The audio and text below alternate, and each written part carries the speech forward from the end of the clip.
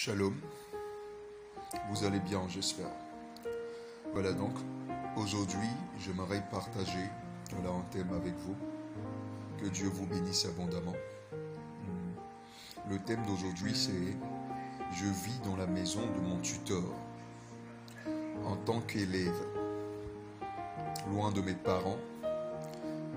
Que dois-je faire en tant que chrétien pour lui plaire ?» Voilà, parce que souvent nous commettons certaines erreurs. Voilà, souvent nous commettons certaines erreurs, croyant que nous faisons les choses très bien. Or, parfois nous faisons mal les choses. Est-ce que vous comprenez? Voilà. Étant chrétien, nous devons savoir faire la part des choses. Voilà. C'est vrai que je suis un tuteur, mais est-ce que je dois me comporter n'importe comment? Non. En tant que chrétien, je dois marquer cette famille. Est-ce que vous comprenez? Voilà, je ne suis pas chez moi. Voilà, lorsque vos parents vous emmènent chez des tuteurs ou chez des tutrices, il faudrait que vous soyez en mesure de combler cette personne-là. Lorsque vous partez, cette personne doit regretter, c'est-à-dire que cette personne doit s'agiter, cette personne doit elle doit, je ne sais pas comment on le dit, tu dois lui manquer. Voilà, tu ne peux pas quitter une maison et puis tout le monde est content. Non, sauf en cas de persécution. Mais sinon, même s'ils te persécutent, ils sauront au fond d'eux que tu es quelqu'un de bien. Est-ce que vous comprenez? Voilà. Donc ce qui fait qu'il faut faire la part des choses. Voilà. Il faut faire la part des choses. Voilà. Donc comment le faire? Voilà. Donc la Bible nous raconte plusieurs histoires. Est-ce que vous comprenez? La Bible nous raconte plusieurs histoires. L'histoire que nous allons voir aujourd'hui, c'est l'histoire de Jacob. Voilà, Jacob a fui ses parents et sa mère l'a conduit chez son oncle qui était Laban. Laban était comme le tuteur de Jacob. Laban était quelqu'un qui venait de la famille de Rebecca, c'est-à-dire la femme d'Isaac. Donc, ce qui veut dire quoi? C'était sa famille aussi. Mais il est allé là-bas en tant qu'un neveu. Est-ce que vous comprenez? Voilà. Au début, quand on croit ces personnes, c'est intéressant. Mais souvent, on entend pas mal de mauvaises choses. Voilà, de la bouche de ces personnes. Pourquoi? Parce que nous-mêmes étant chrétiens, nous ne laissons pas un exemple. Voilà. Quand tu quittes dans la maison de ton oncle, il doit te regretter.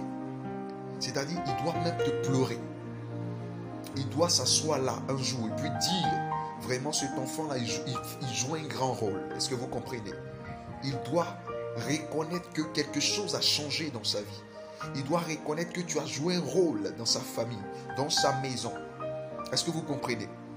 Voilà, donc je ne peux pas être dans une maison en tant que chrétien et puis je pars et puis je ne laisse pas de manquement. Tu dois manquer aux gens. Est-ce que vous comprenez? Voilà, les gens doivent te regretter, les gens doivent penser à tes actes, les gens doivent reconnaître au fond d'eux que tu es quelqu'un de bien. Lorsque Jacob arriva, Jacob s'est comporté honnêtement, comme un enfant obéissant. Il travaillait pour son oncle. Est-ce que vous comprenez? Il faisait tout ce dont son oncle avait besoin. Il comblait son oncle, de telle sorte même que son oncle ne voulait pas le lâcher. Souvent, on ne sait pas dorloter les gens. Souvent, on ne sait pas aimer les gens nous-mêmes. Voilà, souvent, on est là, bon, telle personne a fait telle personne. Mais quel rôle tu as joué? Il y a une manière de dorloter. Il y a une manière de toucher le cœur d'une personne. Souvent, il y a des personnes, quand ils sont dans une maison, ils ne font plus rien. C'est-à-dire, bon, je suis loin de papa, mon oncle même, donc je n'ai plus... Non, il faut souvent surprendre l'oncle. Quel que soit, même s'il est bien placé, il faut le surprendre. Souvent, les petits jetons qu'on t'envoie souvent, les petites monnaies, les petits billets, prends ça, offre-lui, attends un temps de fête, donne-lui un cadeau. Offre-lui un cadeau. Joue un rôle. Lorsque David est entré dans la maison de Saül, Saül l'appréciait parce qu'il jouait un rôle dans la vie de Saül. Est-ce que vous comprenez? David ne s'asseyait pas là pour... Non, David jouait un rôle. Il jouait à la lutte. Et la Bible dit, lorsque David jouait, le cœur de Saül était comblé. Quand tu rentres dans une maison en tant que chrétien, ton oncle doit sentir que tu joues un rôle. Tu dois apporter quelque chose à la vie de ces personnes. Voilà, même si plus tard les gens se rebellent, mais ils doivent reconnaître que tu as joué un rôle. Ils doivent reconnaître que tu as fait ta partition. Comment est-ce que tu quittes les gens? Parce que étant chrétien, il faut savoir quitter les gens. Saül a persécuté David, mais arrivé un moment, il a reconnu lui-même. Lorsque David avait l'occasion, l'opportunité de le tuer, David a dit quoi? Je ne toucherai pas un oint de l'Éternel.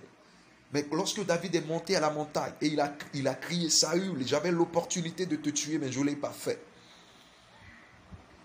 Là, Saül s'est mis à pleurer. Saül l'a regretté. Saül a commencé à donner des paroles de bénédiction sur lui. Non, ce n'est pas le Seigneur seulement qui doit reconnaître ton appel. Ce n'est pas le Seigneur seulement qui doit reconnaître que tu es chrétien ou chrétienne. Il faut savoir parler aux gens. Il faut savoir se comporter avec les gens. Il faut savoir aimer les gens. Trouver une opportunité. Ah, papa, voici ça. Nous, on était dans des maisons.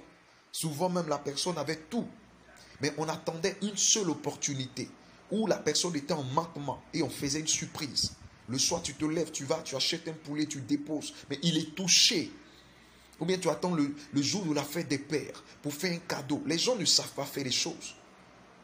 On a habité chez des personnes ou fait des mères. Voilà. On a fait même les plus grosses surprises que eux-mêmes leurs enfants. Mais quand c'est comme ça, ils t'aiment plus. Vous ne pouvez pas comprendre certaines personnes. Ce n'est pas par hasard. Il y a des personnes qui sont chez leurs oncles, mais leurs oncles les aiment plus même que leurs enfants. Pourquoi? Parce qu'ils regardent ce qu'ils manquent. Ne fais pas comme ce que les autres font, mais fais ce que Dieu t'inspire de faire. Souvent, on aime copier. Lorsque David était sur le champ de bataille, Saül lui a donné son armement. Il a dit non. Voilà. C'était trop lourd pour lui. Il faut trouver la méthode que Dieu t'inspire et non imiter ce que les gens font. Le chrétien d'aujourd'hui, ce n'est pas toucher le cœur de quelqu'un. Le chrétien d'aujourd'hui, ce n'est pas apaiser. David était celui qui apaisait le cœur de Saül. C'est pour dire que Saül tournait, même Jonathan ne pouvait pas. Il dit, cherchez-moi quelqu'un. La lutte, c'était quoi? Les paroles, les actes de David. David était quelqu'un qui posait de vrais actes, de bons actes. Mais aujourd'hui, combien de chrétiens, combien sont ceux qui peuvent vraiment, qui posent vraiment de bons actes? Il y a ça. Soyons des imitateurs de Christ. Soyons des exemples, frère. Comment tu te comportes à la maison? Non, mon oncle m'aime pas. Non, ma tante m'aime pas. Mais quel rôle tu joues dans la vie de ces personnes? On doit reconnaître ton rôle dans une maison. C'est pour cela que la Bible parle, dans l'Ancien Testament, la Bible parle beaucoup du tabernacle, du temple. La Bible parle des ornements qui étaient dans le temple. Quel rôle ces ornements jouaient? Il y a d'autres qui étaient là pour la purification. D'autres étaient là pour la délivrance. D'autres étaient là pour le sacrifice de culpabilité. D'autres étaient là. Chaque ustensile avait son rôle. Mais les ustensiles représentaient la vie des chrétiens, la vie des enfants de Dieu. Quel rôle est-ce qu'on joue dans la vie des gens? Le temple symbolise des vies. Les personnes qui nous encadrent, les personnes qui nous soutiennent. Quel rôle est-ce que vous jouez dans leur vie? Est-ce que de nos jours, les personnes là peuvent dire vraiment, cet homme-là, il a joué, il a fait quelque chose de grand dans ma vie? C'est ça. Voilà. Donc c'est ce qui nous tue aujourd'hui. C'est tout ça, ça nous fatigue. Pourquoi? Parce que le chrétien, elle limite le Saint-Esprit. Le Saint-Esprit est partout. Est-ce que vous comprenez? Le Saint-Esprit est partout. La foi est partout. Il dit, si tu as seulement une foi comme le grain de sénévé, dis à cette montagne et elle se jettera dans l'eau. Mais est-ce qu'on a la foi aujourd'hui? Est-ce qu'on craint Dieu aujourd'hui? Donc la meilleure des choses, c'est de te soumettre à ce que la personne dit. De ne pas avoir de discussion avec tes tuteurs ou tes tutrices. Chercher ce qui manque et combler le vide. Parce que le but de l'oncle de Jacob, c'était que Jacob soit utile dans sa maison. Jacob jouait tellement un rôle que ses enfants même ont commencé à jalouser Jacob. L'oncle après a tissé une alliance avec Jacob. Lorsque Jacob a quitté sa maison, Jacob a travaillé 7 ans. Il était obligé même de tromper Jacob. Ce n'est pas de sa faute. Jacob était tellement un élément compétent dans sa vie. Jacob était quelqu'un qui était important, quelqu'un qui était compétent, quelqu'un qui jouait un rôle important, quelqu'un qui comblait le vide, quelqu'un qui faisait rentrer quelque chose dans sa maison. Quand Joseph est entré dans la maison de Potiphar, la Bible mentionne que la maison de Potiphar commençait à être bénie. Potiphar savait qu'il y avait quelque chose qui était sur la vie de Joseph. Il lui confia toutes choses dans sa maison. Est-ce qu'aujourd'hui, les personnes avec lesquelles tu vis te font confiance? Est-ce qu'on peut te confier certaines choses? Est-ce que tu ne décourages pas? Tu n'es pas celui-là auquel on parle qui est toujours boudant, toujours en train de bouder, toujours en colère, toujours en train de se justifier. C'est les autres qui ont tort, c'est moi. Non. Tu n'as pas ta raison. Un enfant de Dieu impacte là où il est. Daniel n'avait pas à se justifier. Mais Daniel était un homme intègre. Daniel a tout fait pour plaire au roi. Aujourd'hui, on n'a pas de respect pour les tuteurs. Or, bibliquement, il y a des histoires qui existent. C'est de cela qu'on parle ce soir. Donc, il faut être doux avec ces personnes. Il faut aimer ces personnes. Parce que l'amour dorme. Non, bon, c'est pas... Même s'il a toutes les voitures qu'il faut, même s'il a tout l'argent qu'il faut, tu peux combler la vie de quelqu'un. Il a pour habitude de recevoir de grands cadeaux. Seulement, toi, ton petit cadeau va le combler. La raison pour laquelle, parmi les personnes qui donnaient les offrandes à Jésus dans le temple, Jésus a eu les yeux fixés, les regards fixés sur la petite offrande. Parce que cette femme a donné de son tout. Parce que cette femme l'a vraiment aimé. Elle n'a pas donné de son superflu. Elle l'a aimé réellement. Tu sais, les grandes personnes sont comblées et sont touchées par les petits cadeaux. Les grandes personnes sont touchées par les cadeaux qui viennent au bon moment. Est-ce que vous comprenez? Il a pour habitude de voir assez de choses. Non, si tu donnes une voiture à un président comme cadeau d'anniversaire, ça ne lui dira rien. Il faut marquer sa vie. C'est comme ça, plusieurs marquent leur territoire devant Dieu. Dieu ne regarde pas cette... Mais il y a des actes qui touchent et qui dérangent Dieu. Est-ce qu'on peut compter sur toi, frère? Est-ce qu'on peut compter sur toi, sœur? Est-ce qu'aujourd'hui, quand on te regarde, on peut dire, voilà, vraiment, cette fille est une bonne fille. Ce jeune est un bon jeune. Je ne parle pas de ces paroles hypocrites. Lorsque tes parents viennent rendre visite, ils sont obligés de ne pas gâter ton nom. Mais est-ce que toi-même, lorsqu'ils sortent ces mots, ces doux mots, est-ce qu'en toi, tu es à l'aise? Est-ce que tu les mets, est-ce que tu mets cela en pratique? Est-ce que c'est vrai ce qu'ils disent? Un chrétien qui rentre dans une maison doit combler une maison. Non, nous on est passé dans des lieux où les gens ne voulaient pas nous laisser. Où les gens ne voulaient pas nous laisser partir. Même si dans certains lieux, malgré tout ce qu'on a fait, les gens n'ont pas reconnu. Mais aujourd'hui, ces personnes reconnaissent. On doit te regretter. Claire. Non, tu ne peux pas être quelque part. Et puis, bon, toujours chez toi. Bon, c'est impossible. Étant chrétiens, changeons notre nature. Ayons les fruits de l'esprit. Aimons ceux qui nous aiment. Aimons même ceux qui ne nous aiment pas. C'est en cela que nous pouvons être bénis. Parce que de nos jours, on ne fait pas attention. Est-ce que vous comprenez? De nos jours, on n'est pas prudent. Non, j'ai l'onction. Non, je suis appelé. Non, je suis chrétien. Non, c'est des païens. Même le païen peut te donner un comportement qui peut quelque part t'aider à booster ta vie chrétienne. Dieu utilise tout le monde. Dieu a utilisé l'âne pour parler à Balak, le prophète. Dieu peut utiliser une personne même qui n'est pas chrétien pour te parler, pour te changer, pour changer ta nature. Donc voici des erreurs que plusieurs commettent parce qu'ils comptent sur plusieurs trucs. Or, il faut faire confiance à Dieu. Donc soyons de bons exemples. Voilà. Donc c'est les conseils.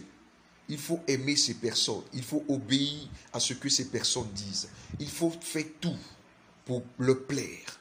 Il faut se soumettre à tout ce qu'ils disent. Il faut combler le vide. Il faut, quand tu rentres dans une maison, tu dois savoir c'est quelle chose, telle chose qui manque. Nous, il y a des maisons où on est rentré. Donc quand on est rentré, on a fait en même temps, on a fait des choses que les gens ne faisaient pas dans la maison. Marque ton territoire. Marque là où tu vis. Parce que ta paix dépend du lieu là où tu vis. Est-ce que les gens t'aiment? Est-ce que les gens sont contents de te voir? Il y a des personnes, même quand ils arrivent, on ne peut pas. Tu es dans la maison même des gens, mais eux-mêmes, ils ont honte de toi.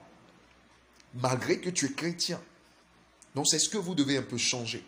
Voilà, c'est les méthodes pour réussir dans un lieu, là où tu es. Quand le Seigneur dit, la terre où foulera la plante de tes pieds, je te la donnerai en héritage, ce n'est pas seulement en priant. Mais si tu pries que tu frustres ces personnes, jamais ils vont t'ouvrir le cœur. Quand il parle de posséder, quand il parle de là où vous foulez la plante de vos pieds, là, il est en train de parler aussi du caractère. Parce que la plante, il parle de ce qu'on ne voit pas spirituellement. Mais le pied, physiquement, a deux faces. La face du devant et la face du derrière. Ce qui veut dire quoi? Par ton comportement extérieurement et intérieurement. Les gens doivent reconnaître. Tu crains Dieu, mais tu crains aussi ces personnes-là. Voilà, donc c'est ce que je voulais un peu partager. Voilà. Comment plaire à mes tuteurs ou mes tutrices lorsque je suis un chrétien. Voilà. Il faut faire des surprises à ces personnes. Il faut surprendre des personnes. Des petits cadeaux, c'est important. Quand la Bible dit les choses corrompent le cœur, voilà, corrompent vous ne comprenez pas. La mauvaise compagnie corrompt les bons mœurs. Mais comment est-ce que les bons mœurs aussi font pour corrompre la mauvaise compagnie? C'est par l'amour. Tu n'es pas amour, tu ne peux pas. Donc le chrétien doit impacter. Le chrétien doit aimer. Le chrétien doit changer sa voix. Le chrétien doit comprendre certaines choses. Le chrétien ne doit pas faire comme l'autre fait. Vous comprenez? Voilà, donc c'est ce que je voulais partager avec vous. Que Dieu vous bénisse abondamment et que la grâce du Seigneur repose sur vous. Soyez bénis et que le nom du Seigneur soit béni. Gloire à Dieu, celui qui veille sur nous, celui qui nous comble. C'était ce petit message que je voulais partager avec vous. Shalom.